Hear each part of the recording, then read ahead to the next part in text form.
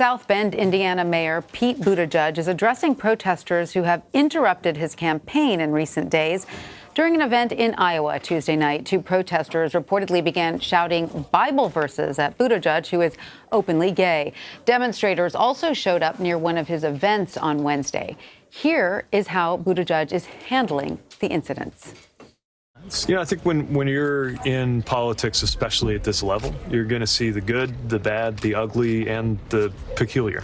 And that's just part of how it works, and you got to be prepared for that. Look, the next president is going to have to confront things a lot more challenging than being interrupted or having to talk over a little noise at an event. So it may be irritating, but it's also part of the landscape. Let's bring in Caitlin Huey-Burns and Ed O'Keefe. Caitlin is a CBSN political reporter. She's with me here in New York. And Ed is a CBS News political correspondent. He is in our Washington bureau. Caitlin and Ed, thanks to both of you. Caitlin, I'm going to start with you. A recent poll shows that about 70% of Americans are okay with a gay president. Does he have a good chance of winning this? I mean, despite the fact that this is, a new era in American politics? It is, and it's part of this heightened interest in him. But what's interesting about Mayor Pete Buttigieg is that he's not making this central to his campaign. And part of that is that he has other attributes as well. You kind of go down the list. He's a Harvard-educated veteran, mayor of a Midwestern city. He's got a big story, a compelling story, really, to tell. And that's what seems to be resonating, at least in the media and with some voters, that we're seeing, at least in these early polls, that he is gaining some steam here. But he makes a point to say, and you kind of hear it in his response there and other interviews that he's done, that this is not central to his campaign, but it is something that he does talk about a lot. His husband is out on the campaign trail with him. I think his launch was a historic moment for presidential campaigns and really for politics to have that on the national stage. And he also gave a really interesting, thoughtful, compelling interview with Rachel Maddow earlier this week, talking about the process of coming out. And in that sense, it was something that we really have not seen on this level at this stage in politics, and that's really quite something. It is, and I have to say he is garnering support a lot. You mentioned that this is not what he's focusing on. He has so many other issues that he's talking about. He's been garnering a lot of support as he's been campaigning because he just manages to sound really smart. He says some whip smart things, and I think people who didn't know who he was are sort of taken by what he says.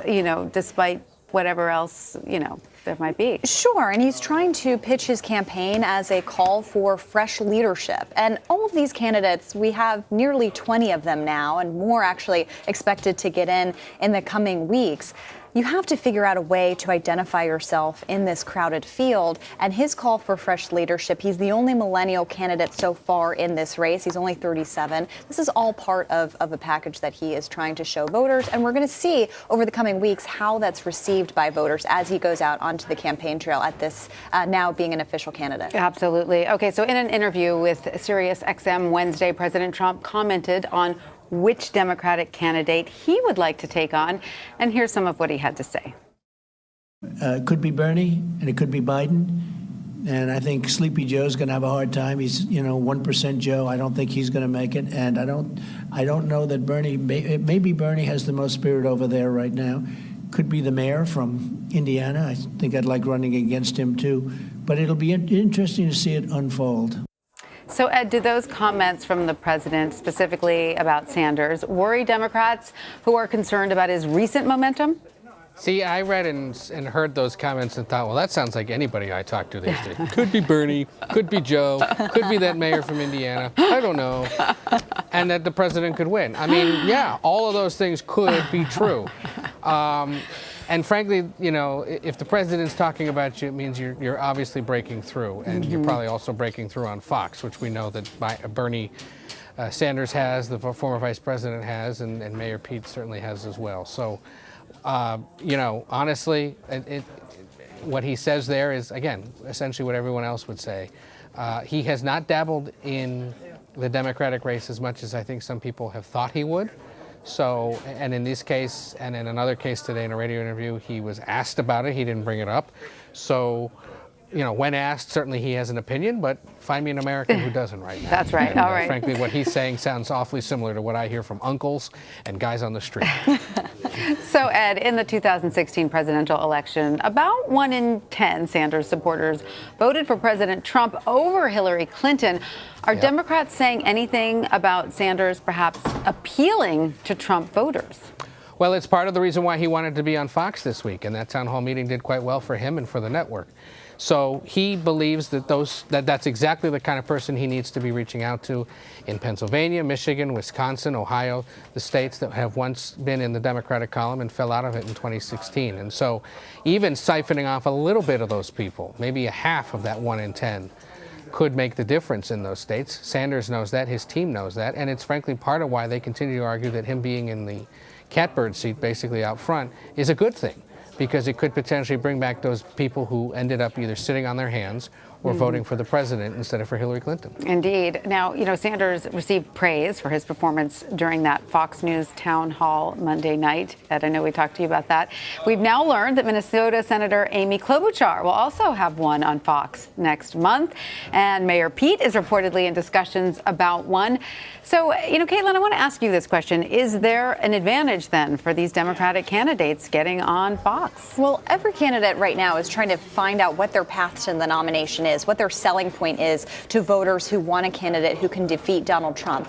And what you're seeing with Bernie Sanders and with Amy Klobuchar and Pete Buttigieg to some extent, as well as some others, they're trying to show that they have winning potential, that they have a path to the nomination and also a path to the presidency. And so you're having this discussion within the Democratic Party about whether and how to try to win back voters that Democrats lost to Donald Trump in 2016. In the Midwest, this is a particular sticking point, a particular area of focus. We've seen Bernie traveling around there as well as some of these other candidates. So this gives candidates an audience. It also gives them an audience with the president himself. As we know, he's an avid watcher of Fox News, and he has tweeted about those performances. These are kinds of things, too, that candidates can use to not only gain a new audience and reach more people, but also to create these kind of viral moments or any kind of moment that they can share on social media, help to raise money and expand their campaign. And sure, Democrats have got to also be savvy about the fact that on that sort of end of Trump's base, the sort of white, rural, lower income voter, that's someone who may have voted Democratic in the past and who might be vulnerable to the progressive economic message. The economic message is going to be key. And Democrats are having a little bit of a challenge with this, at least on paper, when the economy looks good. How do you try to message to voters that they want a change, try to get them to want a change? Right. And really, this is kind of what they're going to be focusing on, is an economy that doesn't work for everybody, an economy that could be impacted by the president's decisions on trade, for example. So those are some things that we need to watch out for as the candidates try to discuss those issues in Trump country. Absolutely. All right. I also want to talk about former Massachusetts Governor Bill Weld, who recently announced his primary challenge to President Trump. Let's listen to some of what he said about his strategy. I think it's interesting to hear your strategy, but back to history for a second. When the incumbents haven't won, basically the primary challenger has weakened the incumbent, but it's not that the challenger has won. And so is that your strategy? No, that's correct. That's correct. But my strategy that I just laid out for you, that's a strategy to win. That's not a strategy to weaken anybody. And, I'm in this, I think, for the best reasons. So, Ed, realistically, what is Weld's path to the GOP nomination, and who is hurt more by his entry into the race, Democrats or the president? Republicans, because it'll start conversations, even if they're not that widespread, about whether or not the party is indeed unified behind the president. Weld's strategy is to camp out in New Hampshire for as long as possible and see if he can catch fire there, and if it works there, to go elsewhere. Absent a decent showing in New Hampshire, it's probably lights out for him.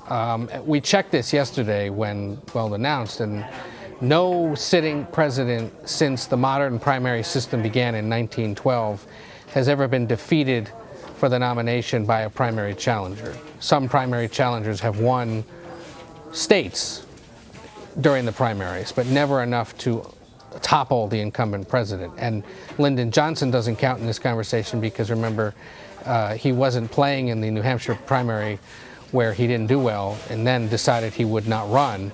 That's probably the closest it's gotten. But think of all of the incumbent presidents who have been saddled with a primary challenger, whether it's Jimmy Carter in 1980 or George H.W. Bush in 1988, and they ultimately lost. That's what CNN was alluding to there. And so, Trump now joins that group, and we'll see whether he's able to prevail or not. But, this didn't happen to Bill Clinton. It didn't happen to George W. Bush. It didn't happen to Barack Obama. And they all held on. It didn't happen to Ronald Reagan. Right. And they held on. So, we'll see whether Weld continues that streak or is an exception to that history. Yes, it's an unhappy development to Republicans, I'm sure. All right. Caitlin Huey-Burns and Ed O'Keefe, thanks to both of you.